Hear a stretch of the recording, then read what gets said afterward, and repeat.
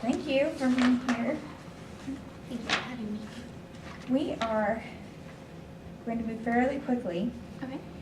As you know, as a current student for us, we are unapologetic in our stand and love for the Lord, our mission, and we just love to start all of our interviews out hearing people's testimonies. Okay. Unfortunately, since we are in a bit of a time crunch, we read through everything that you submitted to us, and we're just going to do the short version. Okay. So I have two questions I'm going to start out with today.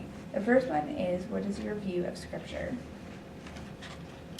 I believe that Scripture is all about truth and that we should always live by what the Scripture says to the best of our abilities. Okay.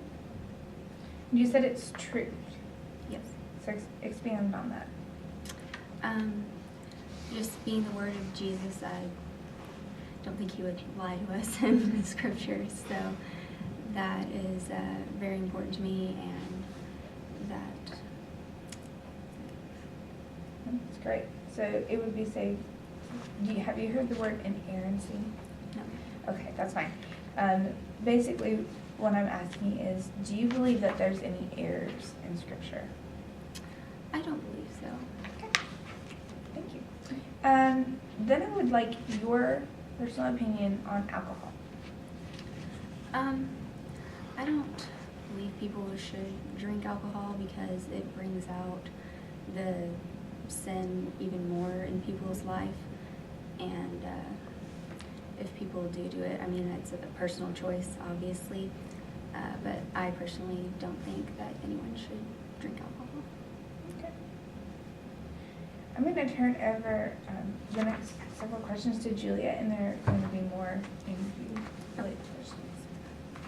So we've got your resume and your application course, so we've had the chance to see some of your details and your background and things like that, but this gives us a chance to hear it from you kind of firsthand. So why don't you start by telling us about both your educational experience and a little about your work experience. Well, with my education experience, I'm a junior currently at Oklahoma Wesleyan, pursuing my bachelor's degree in psychology. In high school, I graduated in 3 years. I graduated early. In my work experience, I have been a waitress for about 3 summers, and I also babysit children as a kind of side job during the summers too. And being a student athlete, I don't really have time to work during the school year, so. What sport? Softball. Okay. What position? Outfield, left field. So you get to spend a lot of time doing teamwork. Yes. Yes, I do. Good. Describe for us your ideal job. My ideal job would be to have my own practice in sports psychology, working with middle school and high school children, and just having that one-on-one time with them and being able to help them further grow in their sport. Help me understand how psychology ties into sports. When you say sports psychology, what does that mean? Well, for example, in like basketball, if the kids are having trouble like doing something very regular, like shooting a free throw, and they're missing all the time, you just kind of help them, like if they're having a psychological problem, like if they're thinking too much about it or thinking about the crowd instead of the task at hand, that you can help them realize what they're doing wrong thinking about, because they have the ability to shoot the free throw, but you just help them with the mental side of the game.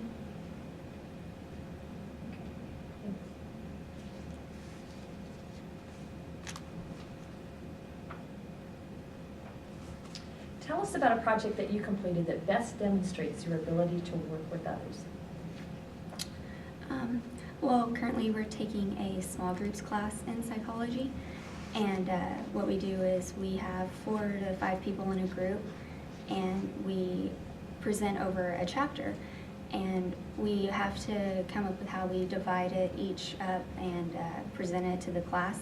And so we have to work together to decide who does what task in this small group, and we get it done very efficiently and present it to the class. So what's your role in that process? Well, in this group in particular, it's a lot of girls, and so nobody really wants to step on anyone's toes. And usually I'm kind of the leader from the back by just doing what needs to be done and keeping everyone organized. But in this case, I kind of had to step up and be like, this is what we're going to have to do to start moving the group along.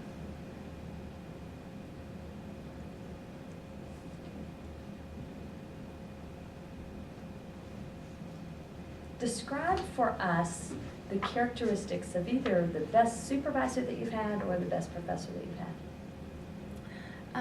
The best supervisor I've had, I was working at Chili's as a waitress, and she was very, very compassionate about her work and very kind and open to new ideas of what could make waitressing better for us as an individual and to work together with the team as well.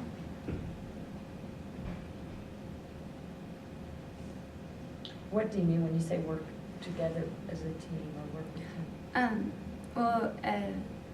We waitress in like sections, and we had a partner that helped us with the section, and we each helped each other with the tables that we had. And if something wasn't clicking with the both of us, we could go to her and just ask for help or examples of other things that we could do to make it more efficient and helping the customers too. Okay. So did you have one of those times when things weren't clicking with your partner? Yes, ma'am. Tell us a little bit about that. She was an older lady, and she had a lot of experience there, and I kind of didn't understand why we had to do the partners, because I thought we should just have our own tables, you know, just make sure we do what we're supposed to do. And we just kind of clashed in that aspect because she really did like the helping of the tables, and we just kind of came to a compromise that we would have our own tables, but if we needed something, we would ask each other for help instead of just assuming we needed help. Okay. So basically what you all did was not have a partnership anymore. Right. Okay.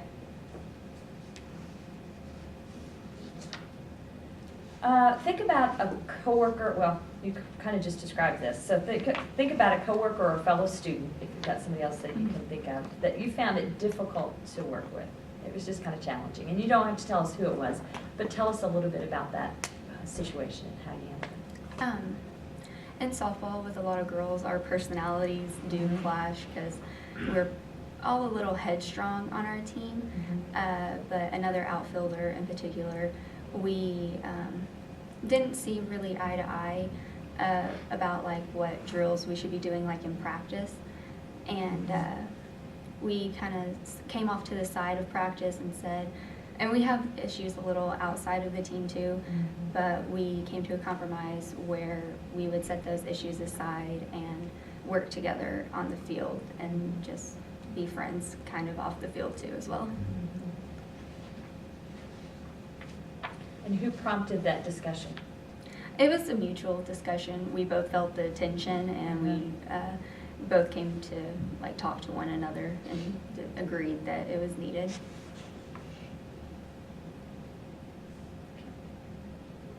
Is there anything else about your qualifications that we should know? I'm very passionate about my work. I put my whole heart into it, and I like to get things done right the first time and on a timely manner as well.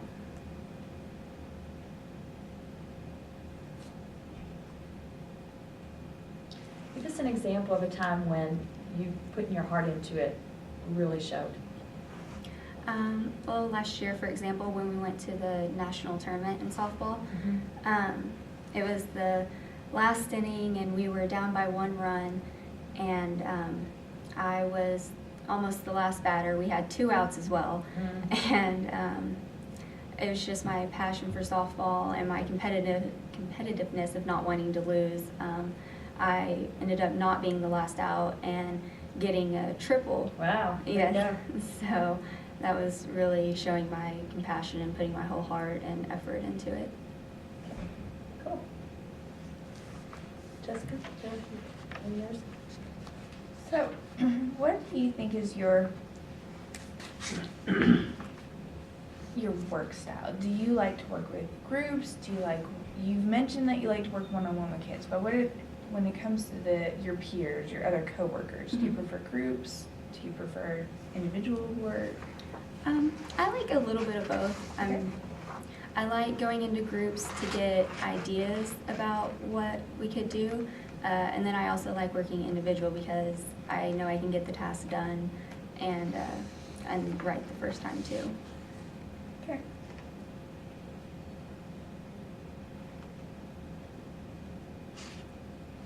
All right. Do you have any questions for us other than that? All right. Thank you very much. Thank you. Thanks for coming in.